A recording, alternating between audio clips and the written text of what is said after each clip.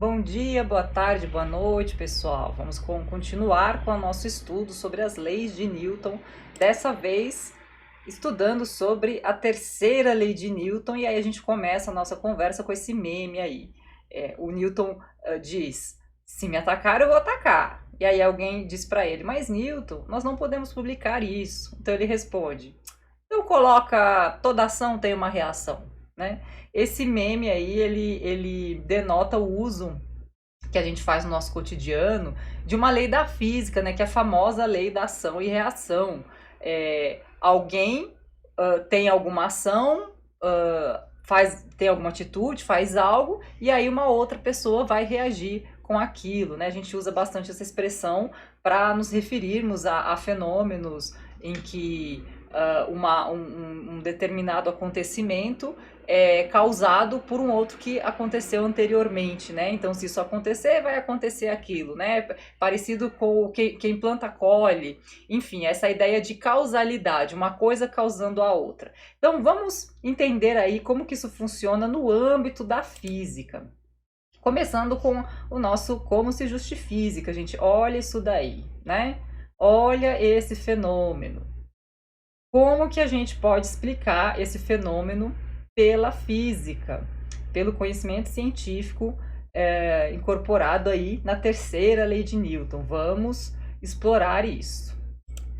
Começando com o enunciado da lei da ação e reação. A terceira lei de Newton é a lei da ação e reação, que diz algo, que transmite uma mensagem que eu expressei com essas palavras.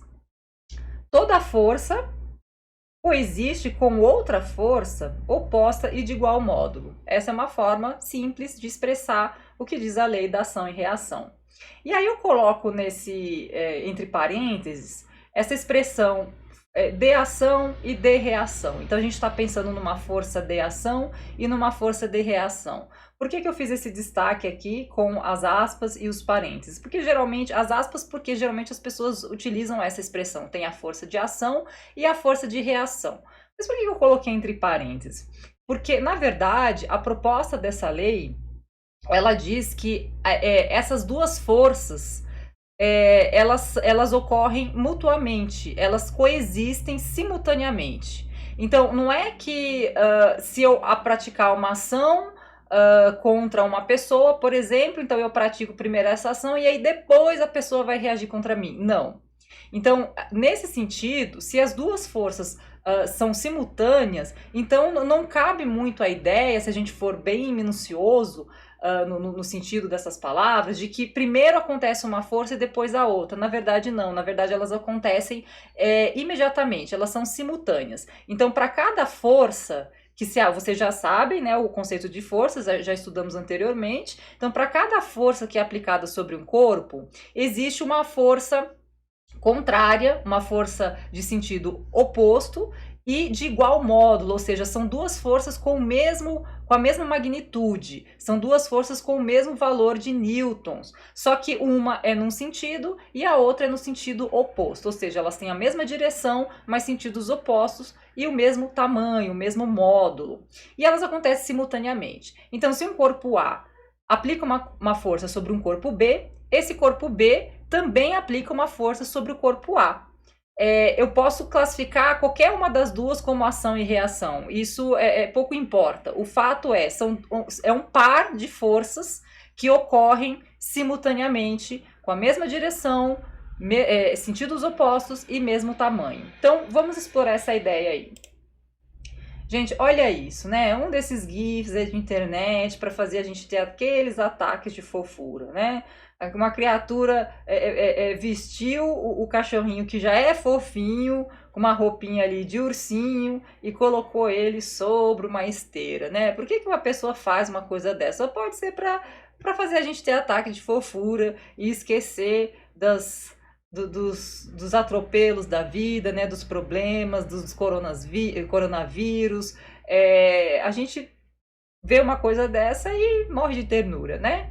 Então vamos olhar aí para esse GIF e refletir sobre um fenômeno tão corriqueiro, né, tão comum, tão presente no dia a dia do ser humano, que é o andar, né, a capacidade de se deslocar por meio do andar. Então a gente tem aí o cachorrinho tentando andar ali na esteira, né? E a esteira ela é muito interessante porque ela expressa exatamente o que acontece quando a gente anda, né? Vamos observar ali o cachorrinho com as patinhas dele. Ele está como se estivesse empurrando a esteira para trás, né? A esteira está se deslocando lá, sentido aquela parede, e aí o cachorrinho tá com as patinhas dele como se fosse empurrando a esteira para trás. Só que ao fazer isso, o cachorrinho consegue andar para frente, né? Ele consegue andar sentido a pessoa que estava fazendo essa filmagem. Então nós temos uma força no sentido e uma outra força no outro sentido. O cachorrinho empurrando a esteira para trás e tendo uma força que o empurra para frente. Esse é um bom exemplo de um par de ação e reação. E aí, falando isso, a gente tem muitos vídeos e gifs de esteira, assim, um melhor que o outro na internet. Temos um outro aqui também com bichinho, olha lá o que fizeram com o pet. Esse daí não é tão fofinho, né? Esse daí é sacanagem, né? Colocaram o pratinho com a comida ali do gato e ele sobre a esteira e, gente, olha o olhar desse gato. Jesus, que sacanagem, né? Fizeram com ele e ele tá ali, né? Calmamente andando na esteira. Eu não sei dizer se o cérebro dele interpreta que ele está se aproximando do prato, mas o fato é que ele não está, né? E aí a gente... isso remete àquilo que a gente já estudou sobre o papel fundamental da fixação do referencial, né? A gente não consegue estabelecer se algo está parado ou em movimento na perspectiva da física se a gente não estabelece o referencial. Então, sobre que referencial nós estamos analisando, né, o fenômeno? Então, se eu colocar o referencial no prato, o gato não está se movendo, ele não está se deslocando, porque ele está sempre com a mesma distância do prato, ele não consegue se aproximar do prato. Da mesma forma, o chão, a parede, enfim, o planeta Terra, né? O prato está sobre uma mesa ali, que está sobre o planeta, e aí a gente fixa aí o referencial no planeta. Então, nesse referencial, o gato não está se movendo. Apesar dele estar ali mexendo as suas patinhas, né? Acionando a sua musculatura para fazer esse movimento, entre aspas, a gente pode afirmar nessa perspectiva da física que ele está parado em relação ao prato. Isso já discutimos, né? Só estamos relembrando aí. Mas o fato é, ele está, à semelhança do cachorrinho do GIF anterior, empurrando a esteira para trás, né? A esteira está se movendo para trás, ele está empurrando a esteira para trás, e a ideia de que ele está deveria estar indo para frente. Mas o que acontece? Se a gente observar no GIF anterior, tem um momento que o cachorrinho consegue avançar. Né, ele consegue avançar em relação, em direção ali, em sentido à pessoa que está fazendo o vídeo. Então a gente pode observar a velocidade do cachorrinho, né, de avanço, e a velocidade da esteira. No caso do gatinho aqui, é uma velocidade, me parece igual, né, a velocidade do gato, de avanço dele, e a velocidade da esteira para trás. Portanto, ele não avança de fato, né? Mas o que eu quero destacar aqui é o par de ação e reação. Então vamos lá.